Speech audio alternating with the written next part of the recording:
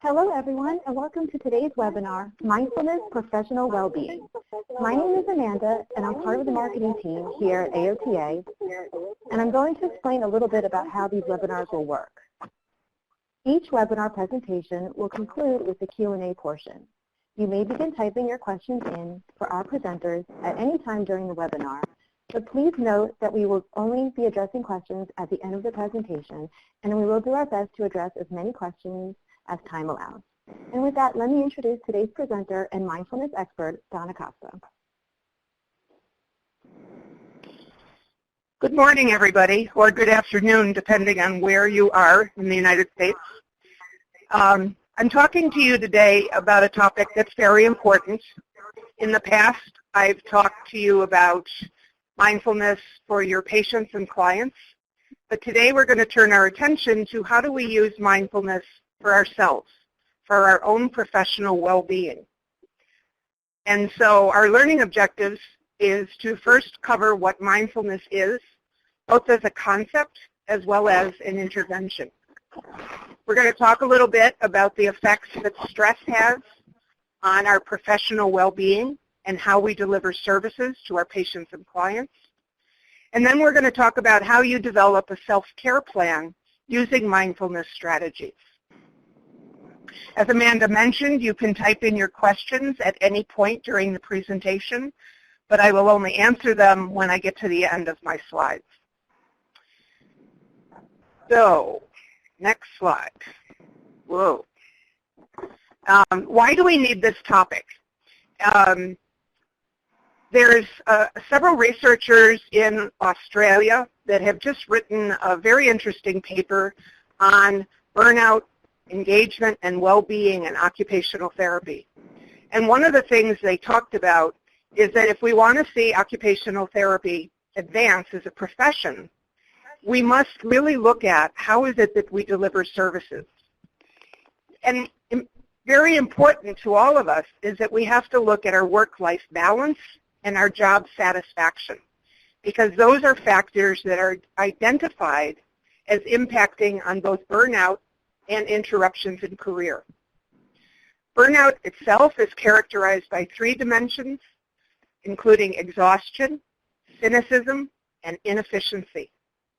High levels of burnout influence how we deliver services. It affects recruitment. It affects absenteeism and presenteeism. And by presenteeism, we mean your ability to remain focused on the job while you're at work. Also, competency and safe work practice. Understanding the factors associated with both work engagement and burnout can inform interventions that are aimed at strengthening the OT profession. The reference for this paper is at the end. It was a very interesting study done in Australia. But Poulsen also has a 1-hour webinar on this topic that you can also access on the internet. Burnout in healthcare. Occupational therapy is not the only profession affected. In fact, it's endemic in the healthcare professions. And there have been numerous studies that have shown that stress and burnout can lead to physical health conditions: fatigue, insomnia, heart disease, depression, obesity, hypertension, infections, diabetes, and premature aging, to name a few. It's also been associated with decreased patient satisfaction, suboptimal patient care, and longer patient-reported recovery times. So when we're burned out, it doesn't just affect us, but it also affects our patients.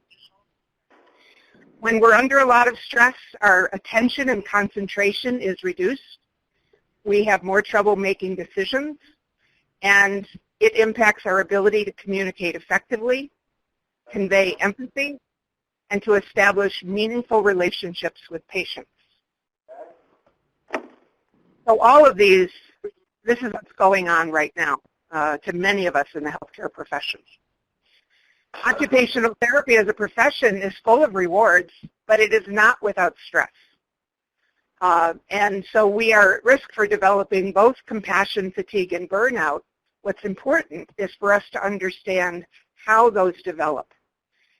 And if we want to help our clients live their lives to the fullest, then we also have to live our lives to the fullest.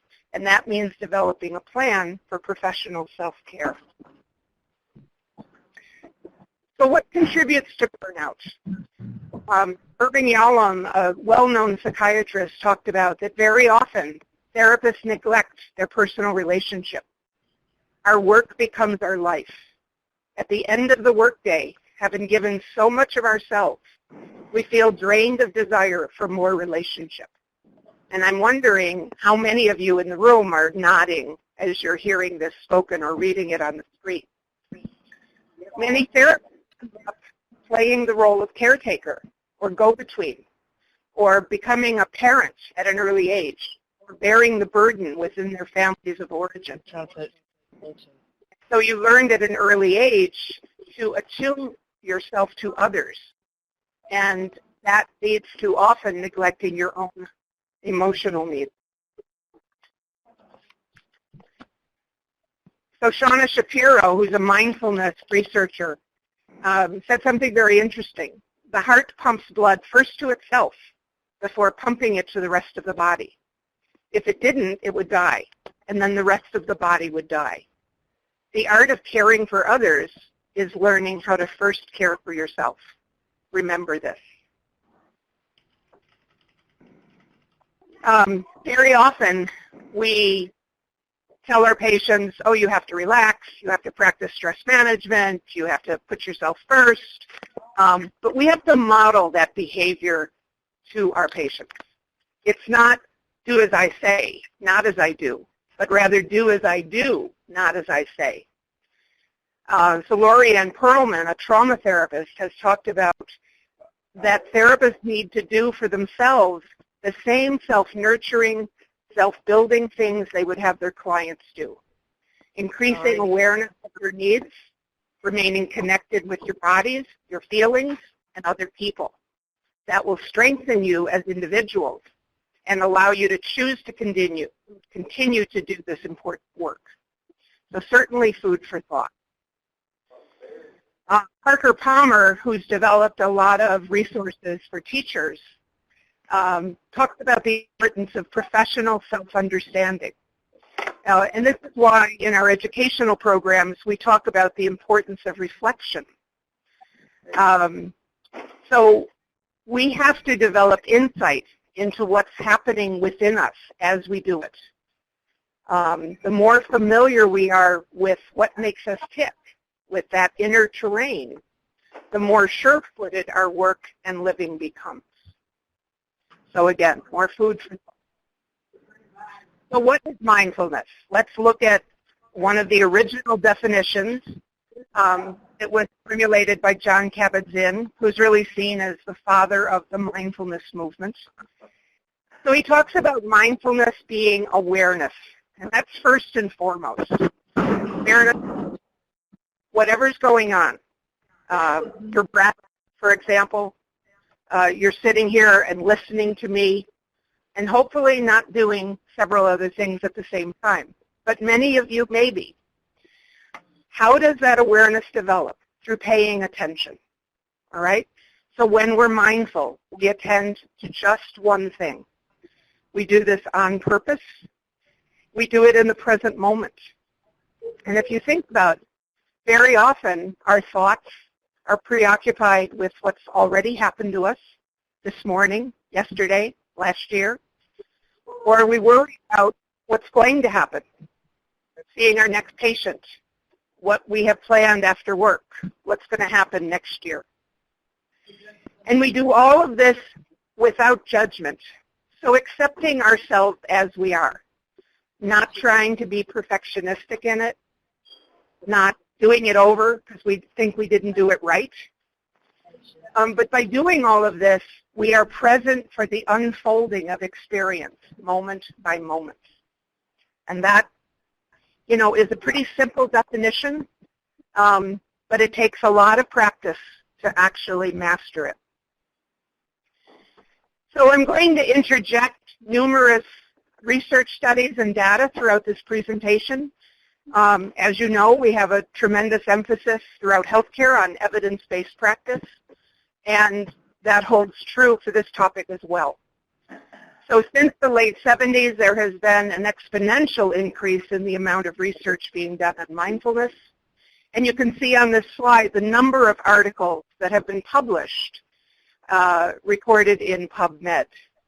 And there is a growing body of interest in mindfulness within the occupational therapy profession, with 40 articles now appearing on PubMed.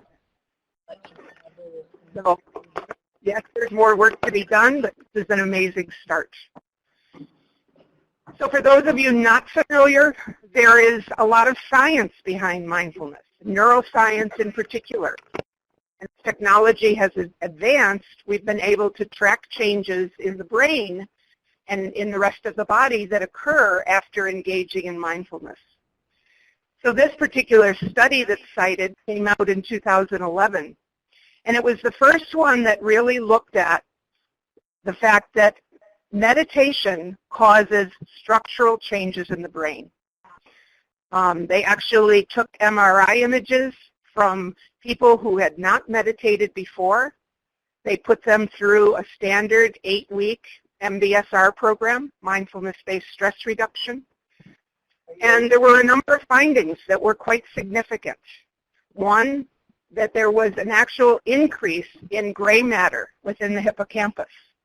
And those of you familiar with neuroscience know that generally as we age, the amount of gray matter in our brains decreases. So the fact that it increased was quite significant. There were also changes in other areas of the brain, the posterior cingulate cortex, the temporal parietal junction, and the cerebellum.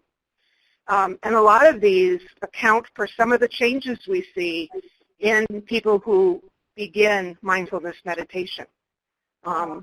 They have less stress and anxiety. Depression goes down.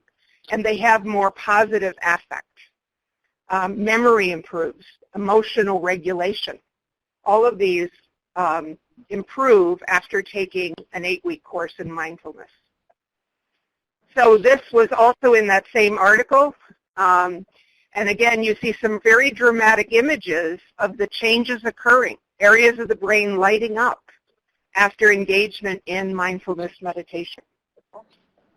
And so the bottom line for this research is that, yes, there are structural changes in the brain. And in addition, they found out that the amygdala actually decreased in substance. And the amygdala, as you know, is responsible for our reacting to emotions. So this is why we see people becoming calmer and more centered after taking up a mindfulness practice. So the science behind mindfulness is really very exciting. And this particular study is just the tip of the iceberg. Mindfulness is about being fully awake in our lives. It's about noticing each moment and how unique it is. And when we do that, we feel more alive. We're also more available to our own inner resources that lead to insight, transformation, and healing. Notice that image of a woman literally jumping for joy with whatever she's experiencing at the moment. When you're mindful, you're present here and now, without judgment. You directly experience life as it is, of yourself as you are, and of others as they are. You're awake to life on its terms, being present to each moment as it arrives, as it is, and as it ends.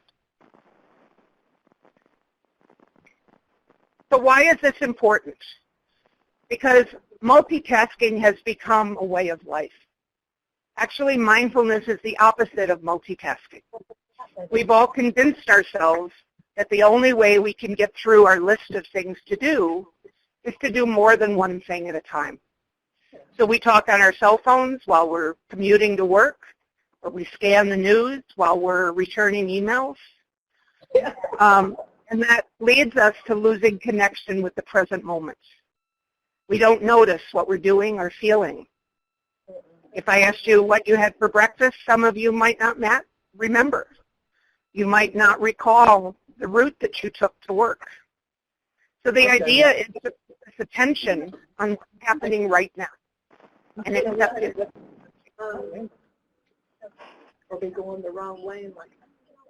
Thomas Merton said some time ago, way before mindfulness got popularized, the rush and pressure of modern life are a form of violence.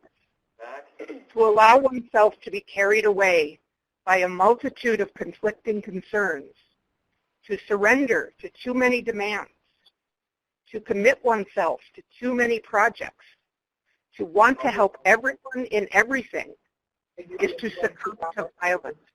The frenzy neutralizes our work for peace. It destroys our inner capacity for peace because it kills of inner wisdom, which makes work fruitful. And think about that for a minute. How many of us say yes to too many projects at once? That cause ourselves a great deal of stress trying to accomplish. Food for thought. Oh, the mindful practitioner. There's an outstanding article I would encourage all of you to read by Ron Epstein, a physician. Wrote it in the JAMA Journal in 1999. And what he talked about was that the mindful practitioner attends to what's going on inside of them during the everyday, ordinary tasks. And that allows the practitioner to be fully present with their patient, not thinking about the fact that somebody stopped short ahead of you while you were driving to work and you spilled your coffee all over you, but letting that go and just focusing on the patient or client in front of you at the present moment. So listening attentively to them. And that frees up a lot of energy so that we're able, yes. I'm sorry to interrupt. We have a lot of background noise. We're going to mute you for a second, and everybody else, and then come right back in about another second. So just, can everyone just sit tight for a second? Thank you. Sure.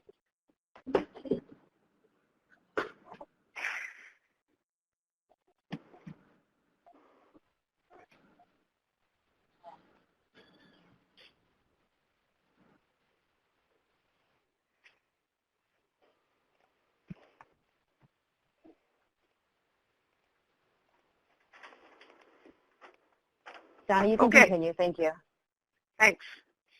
So this frees up energy so that we can act with compassion, insight, being present, and being competent. It also helps us deal with strong feelings, with making difficult decisions and resolving conflict. We all encounter those. We work with a patient or client who is difficult in some way, or maybe who reminds us of ourselves or someone else that we know.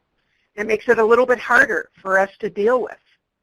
But when we're mindful, we're aware that that's what's going on.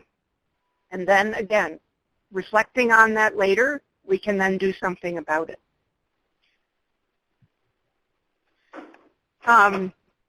The research has shown that there are multiple benefits to mindful practice.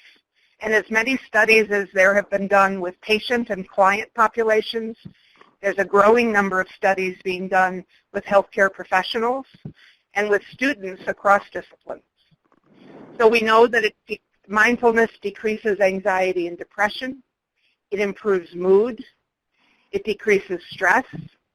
And through all of that, it improves our quality of life, making it easier for us to deal with conflict. In studies that have looked at caregivers, it actually increases happiness with caregiving, improves immune functioning. There was a study where they provided a mindfulness course to employees in a manufacturing plant, and they gave all of the employees a flu vaccine. Half of the employees attended the mindfulness-based stress reduction course, the other half did not. And then they measured their titers for immunity at the end of the 8 weeks. And not surprisingly, the people who had been in the mindfulness course had higher immune responses in their bodies than the people who did not. There are increases in left brain activity, and this leads to more positive affect, more happiness in relationships, more self-awareness, more balance in life. So if everything is so wonderful, why is it that we're not all meditating? Well, a lot of us will say, I don't have the time. But it doesn't take a lot of time. It just takes a commitment to doing this for yourself.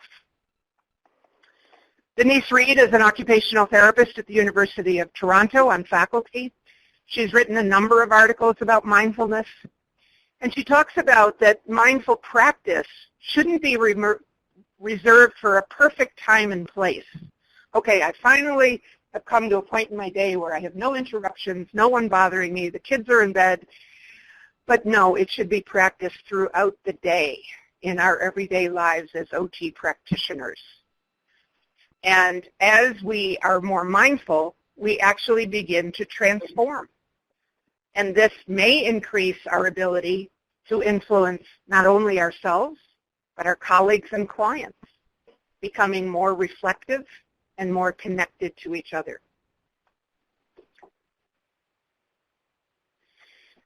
Mindful OT practitioners bring extra skills to their engagement with clients because they keep track of events as they unfold, really being present in the process and looking at what's going on. And when we are more open to those experiences and helping our clients to be more open to those experiences, then we're all more committed to valued action. So this is one way that we can make our OT practice more satisfying to ourselves. You know, we've all invested a great deal of time, effort, energy, money on becoming an occupational therapy practitioner. We need to engage in activities that protect that investment that we've made.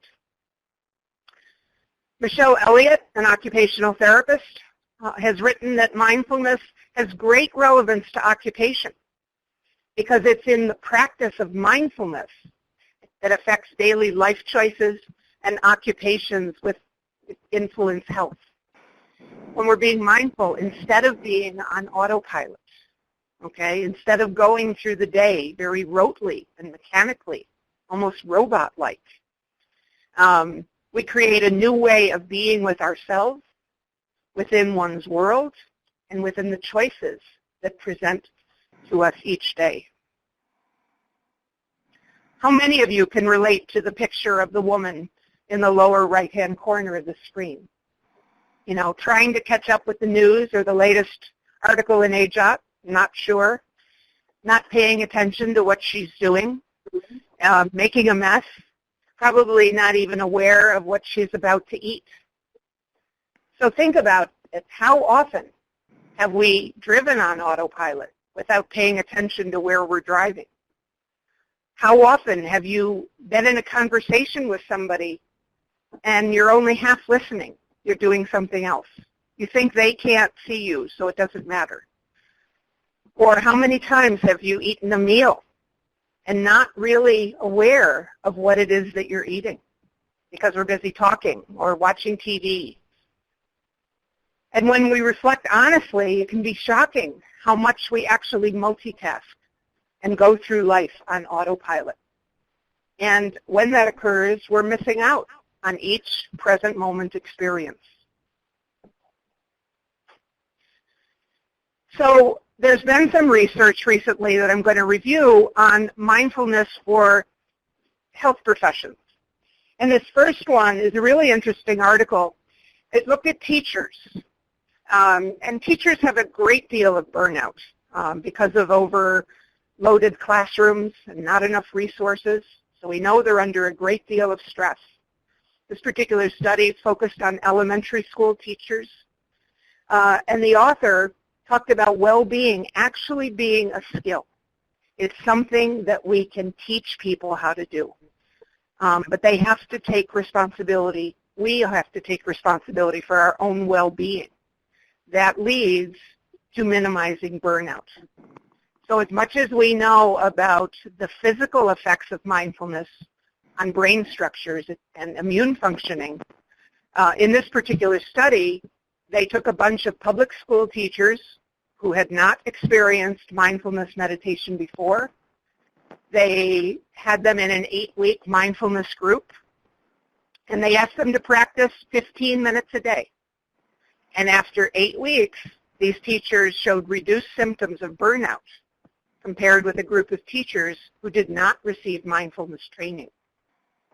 So again, this was quite a landmark study for teachers. Similarly, Nick Krasner and Ron Epstein, a couple of physicians, have taken their concepts of mindful practice and developed it into a program that they actually call mindful communication. But the intent of the program is to reduce burnout, empathy, and improve attitude. And so what they found is that, in fact, the physicians enrolled in this study, and there were several hundred of them, had improved well-being, less burnout, and better mood. They had positive changes in empathy and in their psychological beliefs. And they also looked at the patients of the physicians enrolled in this studies and measured what they thought about the caregiving they received. And so there was an improvement in patient trust, a reduction in healthcare disparities, and lower healthcare costs. And there's actually been several studies that have built on this. Our own journal, AJOT, published an article just this year. It was a systematic review on articles appearing in the literature on using mindfulness for various healthcare professionals and teachers. And the article concluded that there is strong evidence for the use of mindfulness to reduce job burnout among healthcare professionals and teachers. We still need some research to show whether this is effective with occupational therapy practitioners. There has not yet been a study on that. But maybe someone in the audience will get inspired and want to do that. So Epstein talks further about how do we develop these mindful habits of clinical practice. You know, because we don't want to just rush through our day on autopilot, then go home, do everything we need to do, and at the last 15 minutes of the day, practice mindfulness, do a meditation. We really want to engage in mindful practice throughout our day, personally as well as our work day. So Epstein says we need to do 4 things. 1, we need to pay attention. We need to pay attention to what's going on within us. Am I present today? What's my mood? What's going on?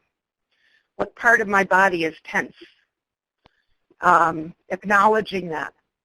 And then being attentive to the patient so that when you enter the room with a patient or client, you enter kind of a sacred space where that's all that exists, you and that patient.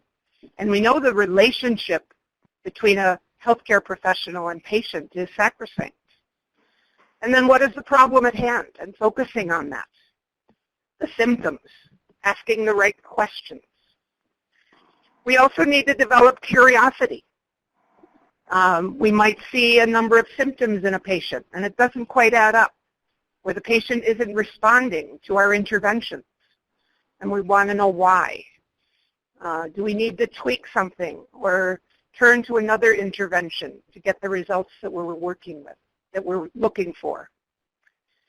Beginner's mind. One of the things we like to cultivate in mindfulness practice is the ability to see things in a very novel way, as if we were seeing them for the very first time. In fact, one of the practices we start with early on in a mindfulness course is eating a few raisins. And when we pass out the raisins to the participants, we don't even use the word raisins. We say we're going to pass out a few objects. We're going to say to people things like, imagine that you've never seen these objects before. What is it that you notice about these objects? So that beginner's mind is very important. And then presence, being fully present. And that means not multitasking, not responding to the messages and texts from your phone, not looking things up on your computer while you're sitting with a patient, but just being with them, listening to them. And that helps us have our work be guided by compassion and insight. So you might ask, well, where can I learn more about mindfulness? So the first thing is, some of you may, of course, be thinking, I want to do this with my patients. And while that's incredibly admirable, we need to start with ourselves. And so we need to start developing a mindfulness practice for ourselves before we can even think about doing this with patients. And that means setting aside 15 to 20 minutes a day and practicing. That requires a certain amount of discipline. So the best way to learn mindfulness is to actually sign up in your local communities for a mindfulness-based stress reduction course. These are now offered throughout the world, in hospitals, in community centers, in multiple languages. They're not usually free, but when you think about what you've invested in your career, you know, the couple $100 that you'll pay for an MBSR course will be well worth it in the long run to you. And certainly there are books that you can read if you want to learn more about mindfulness and understand it more. So Full Catastrophe Living is the very first book that Jon Kabat-Zinn wrote in 1990 that explained the MBSR program, that explained how stress affects our mind and our body. The middle book, a mindfulness-based stress reduction workbook, attempts to take that 8-week MBSR program and put it in a book so that if you practice it on a daily basis, you can learn mindfulness and incorporate it into your daily life. It's not just reading. There's an MP3 in the back with many hours of recordings that you can use to guide your practice. Various mindfulness breathing exercises, yoga exercises, body scan, etc. And the third book, Mindfulness, Finding Peace in a Frantic World by Mark Williams.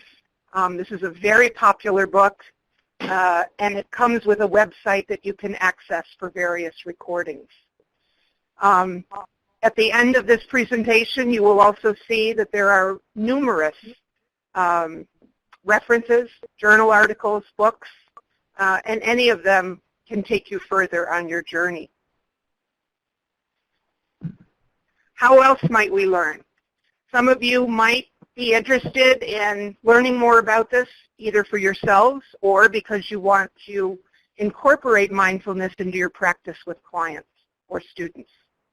The Center for Mindfulness in Medicine, Healthcare, and Society at UMass Medical Center is the original and kind of father of all of the mindfulness centers in the United States. They organize training programs throughout the world, and they have recently begun many online courses for those people who cannot go physically to their offices in Worcester, Massachusetts. So that is a wonderful resource. And for those of you on the West Coast,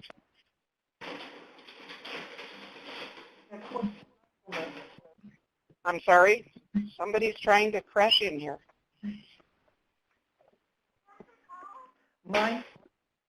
Okay, can you all still hear me now? We can hear Donna. We can mute again. Do you want to just hold off for about a second? Okay, thank you. We'll let you know when it's ready. Wait, let me call you back because I know I get credit for this, so goodbye.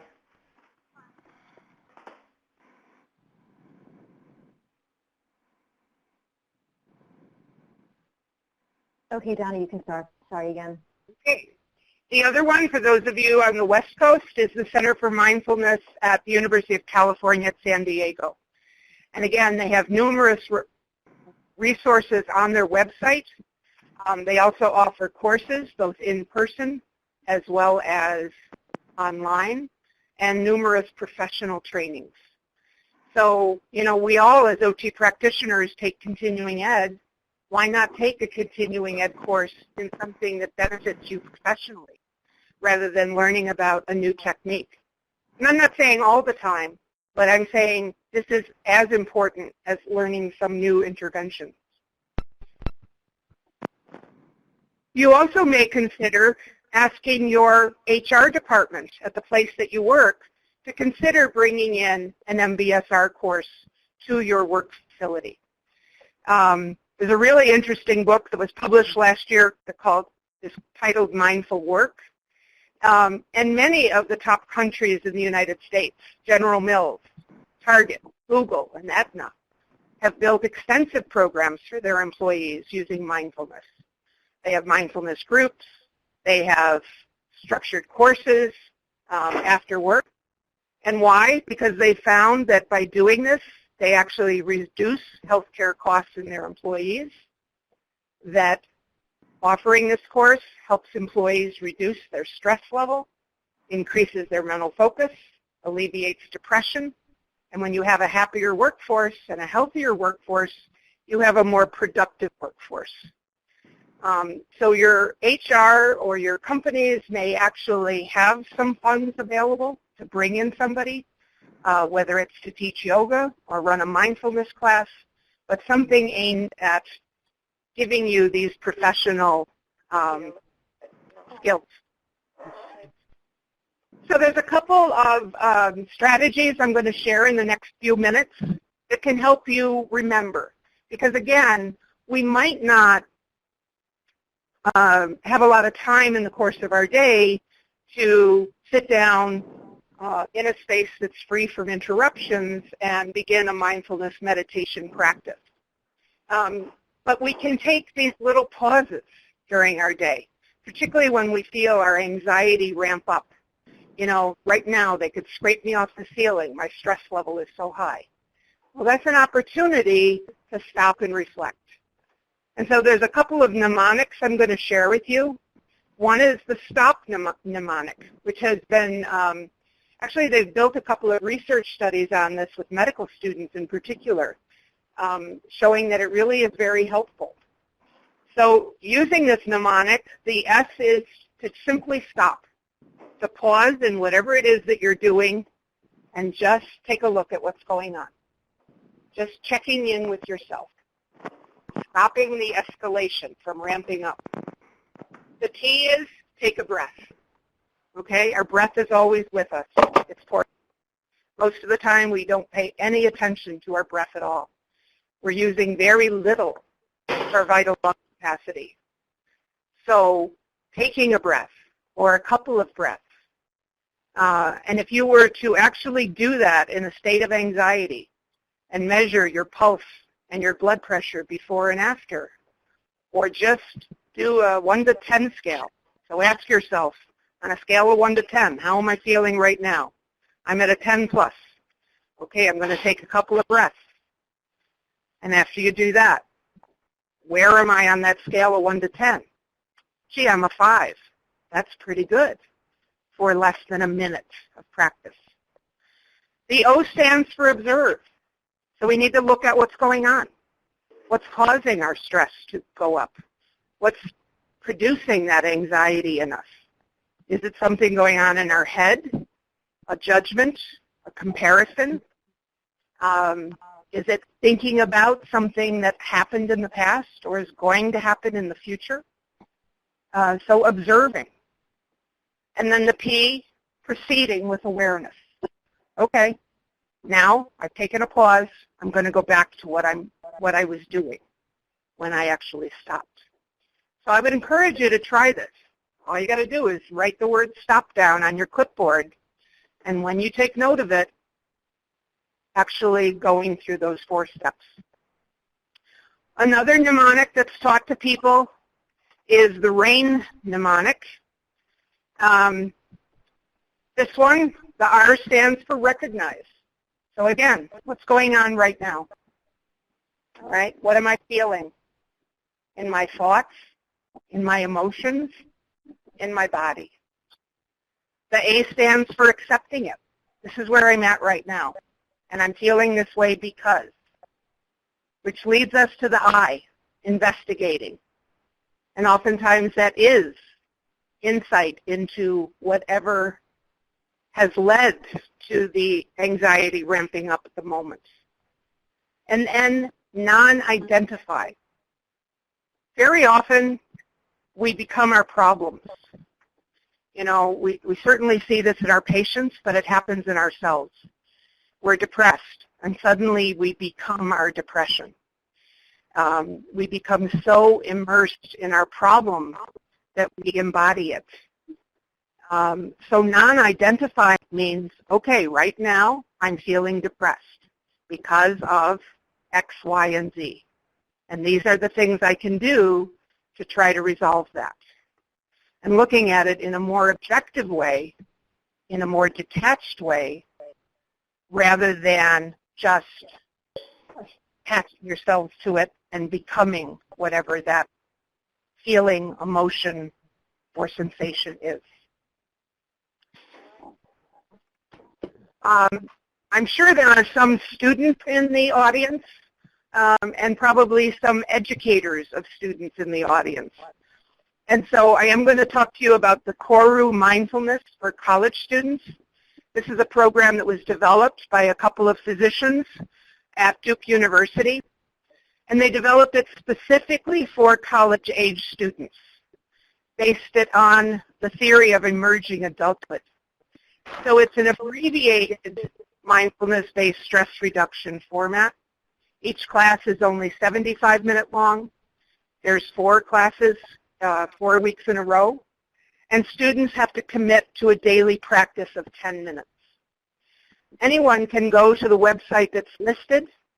You will see at the top a tab that says free resources. And there you will find a number of downloadable meditations, a body scan, belly breathing, dynamic breathing, and some others. And if there's educators in the audience that are interested, the Koru Center also offers a teacher certification program where you can learn how to bring this program to your students.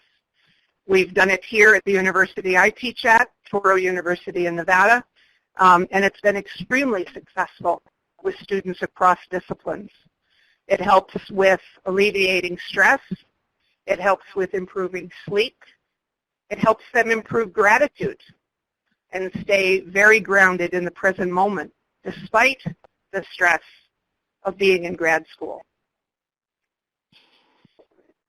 The last practice I'm going to review with you is called the 3-minute breathing space. And originally this was developed for a program called Mindfulness-Based Cognitive Therapy, which was specifically developed for people with depression, and which in the United Kingdom, by the way, is the leading treatment, the first-line treatment for depression, according to their clinical excellence agency. So if you want, you can actually close your eyes right now, and I'll guide you through this, or you can continue to watch the screen. But this practice lasts about 3 minutes, and it's divided into 3 distinct parts. So for the first minute of the breathing space, being aware of the present moment, noticing what thoughts are going through your head, noticing any feelings that are arising, noticing any bodily sensations anywhere in your body.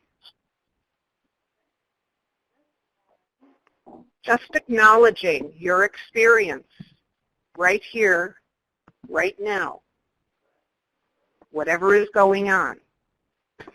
That's what you're aware of in the present moment. And for the second minute of the 3-minute breathing space, bringing your full attention to your breath. noticing the breath as it comes into your body on each inhale, and following it through to the exhale breath. Just following the breath, not changing it in any way, not deliberately speeding it up or slowing it down. Just using your breath as an anchor. Just this one breath coming in, just this one breath going out. And now expanding your field of awareness to the whole body. Noticing your posture, your body as a whole, your facial expression. Noticing everything about your body as you're sitting here, breathing in and breathing out. And bringing this awareness to the rest of the activities of your day.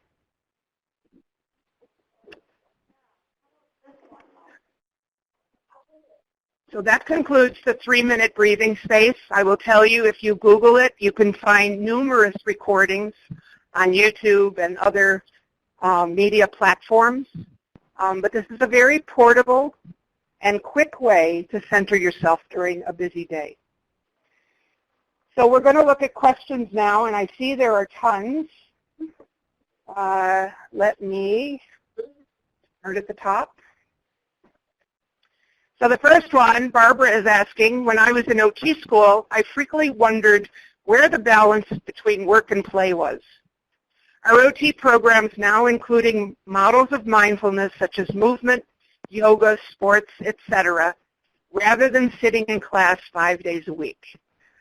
Well, Barbara, I would like to tell you we're trying, but the reality is there is so much that we have to jam-pack into a 2 to 3 year curriculum that we really can't address mindfulness as fully as we like.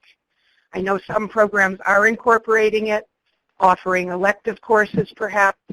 Here at Toro, we offer the Koru class, but it's outside of class time. It's something that students have to sign up for. But maybe in the future we can find some ways to incorporate it better.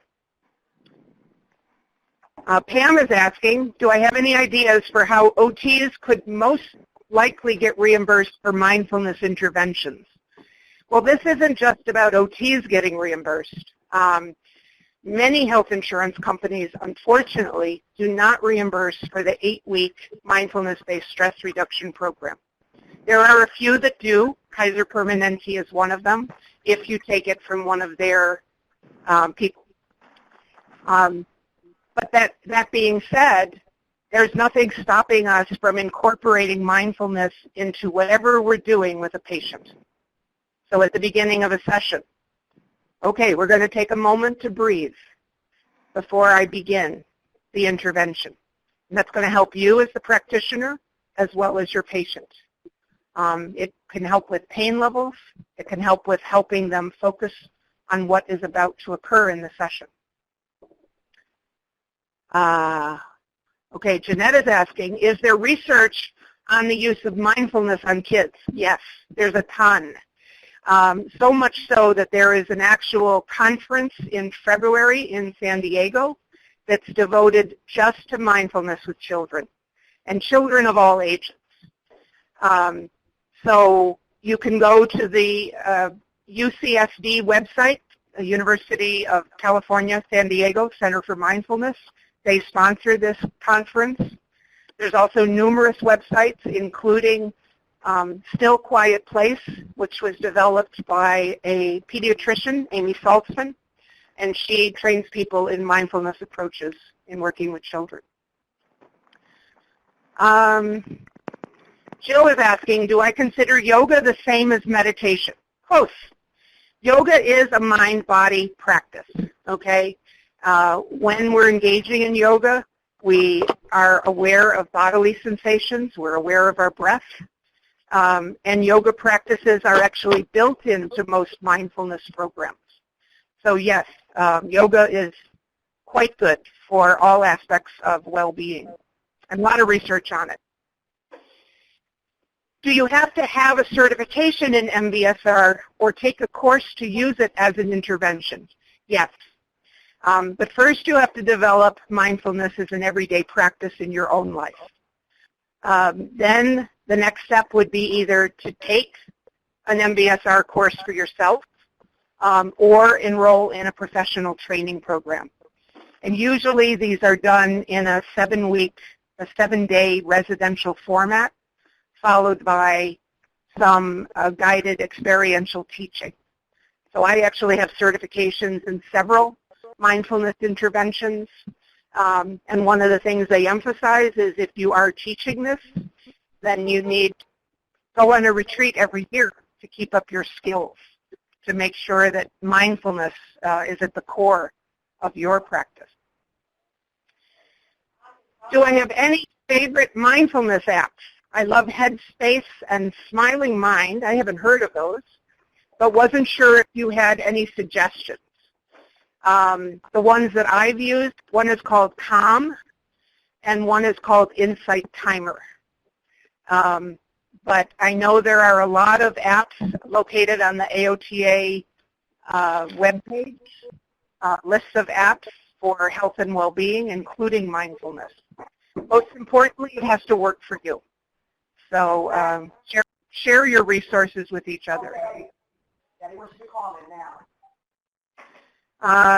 Lindsay is asking, you address being present with clients during sessions. I agree with this. However, as a future new practitioner, how would you take notes or observation in a way that allows you to be present? Does this just take practice over time? Yes, everything takes practice. What I find, however, is when I am fully present with a client, I don't need to take notes as much because I'm there 100%.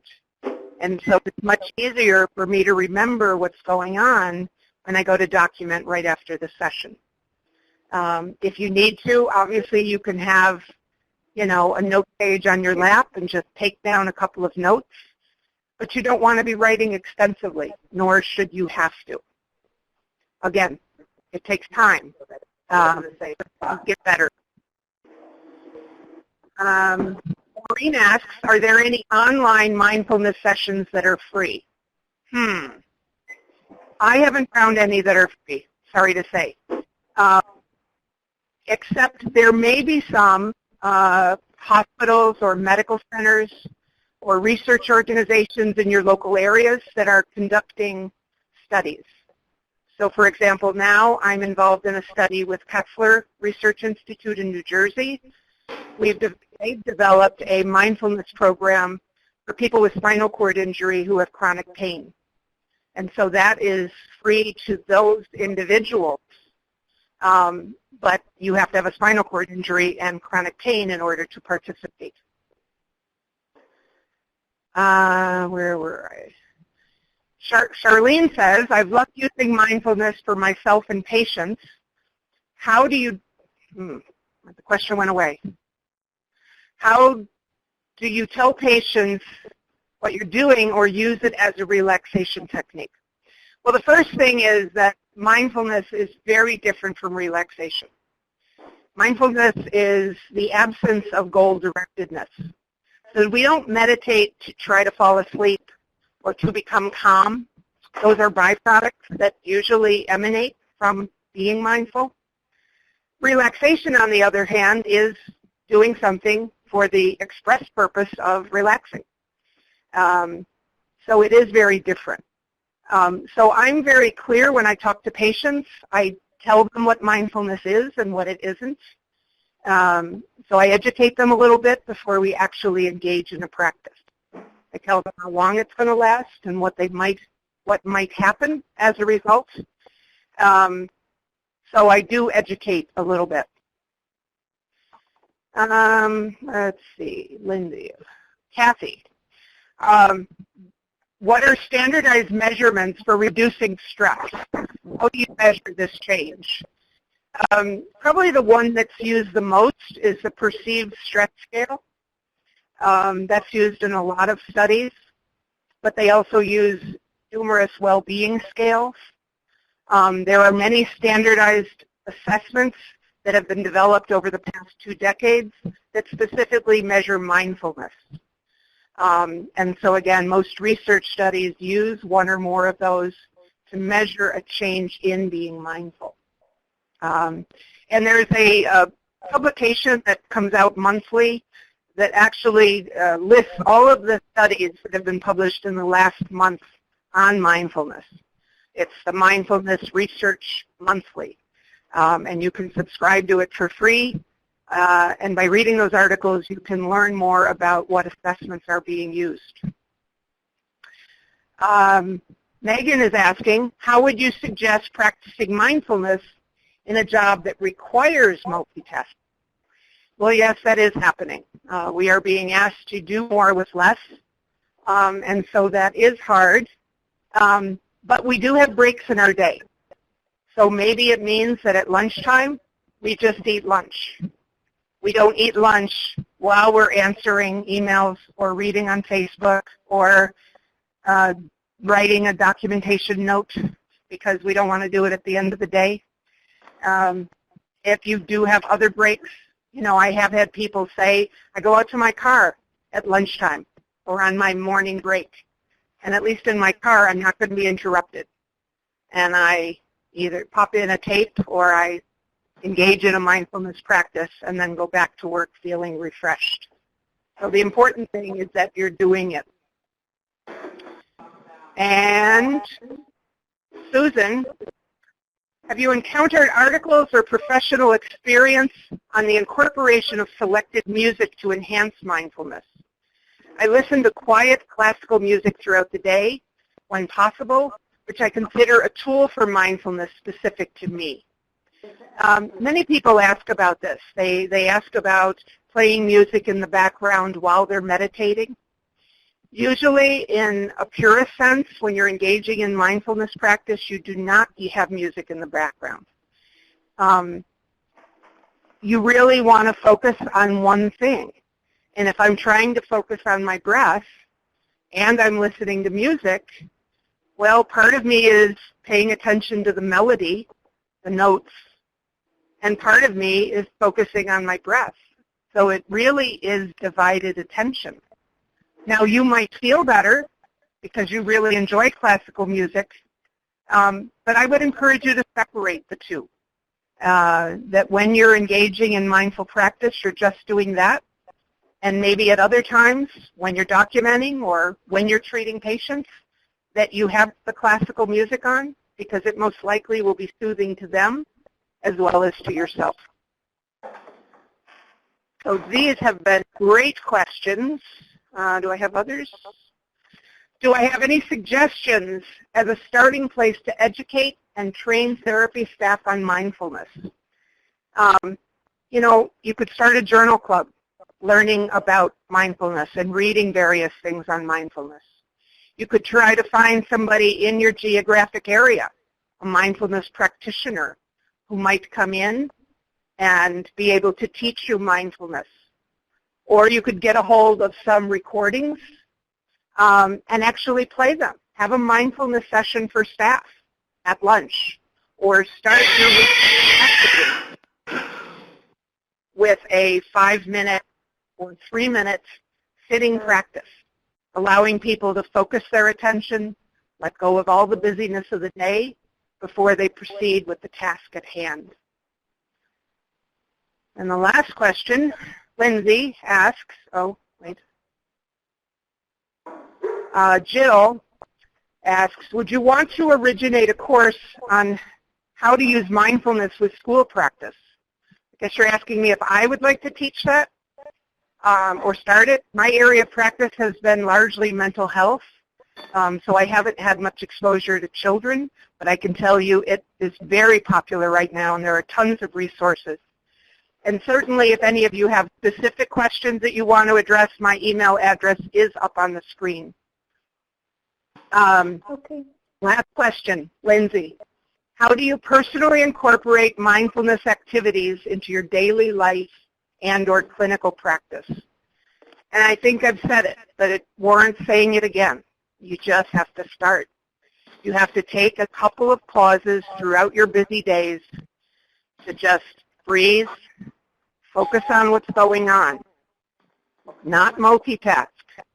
Just focus your attention and your awareness on the present moment. You can do that between patients. You can do that at the start of every session with a patient or client. And what you're going to find is it'll help you. It'll also help your patient and client. So I would like to thank everybody. Thank you. It's been a great session, and I'm really glad you all joined. Have a great day.